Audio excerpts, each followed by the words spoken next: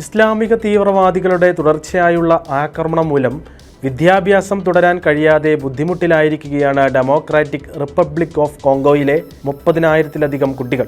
തുടർച്ചയായ ആക്രമണങ്ങൾ മൂലം ജനങ്ങൾ പുറത്തിറങ്ങാൻ പോലും ഭയപ്പെടുകയാണ്. കഴിഞ്ഞ ദിവസം ഡെമോക്രാറ്റിക് റിപ്പബ്ലിക് ഓഫ് കോങ്കോയുടെ കിഴക്കൻ നോർത്ത് കിവു പ്രവിശ്യയിലെ ബെനി ഏരിയയിലെ മങ്കിനായിലെ റൂറൽ മുനിസിപ്പാലിറ്റിയിൽ ADF ഭീകരർ നടത്തിയ ആക്രമണത്തിൽ കുറഞ്ഞത് 10 പേർ കൊല്ലപ്പെടുകയും നിരവധി കെട്ടിടങ്ങൾ കത്തിനശിക്കുകയും ചെയ്തിരുന്നു.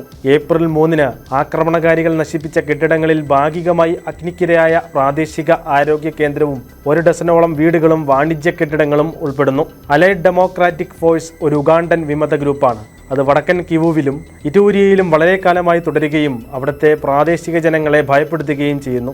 2019-ൽ ADF ഇസ്ലാമിക് സ്റ്റേറ്റുമായുള്ള ബന്ധം പ്രഖ്യാപിച്ചിരുന്നു. ADF തീവ്രവാദികൾ ഇറ്റൂരിലെ ഇരുമു പ്രദേശത്തു നിന്നും നോർത്ത് കിവിലെ എരിങ്ങേറി പ്രദേശത്തു നിന്നും 11,000 പെൺകുട്ടികൾ ഉൾപ്പെടെ 30,000-ഓളം വിദ്യാർത്ഥികളെ സ്കൂളിൽ നിന്ന് പുറത്താക്കിയിരുന്നു.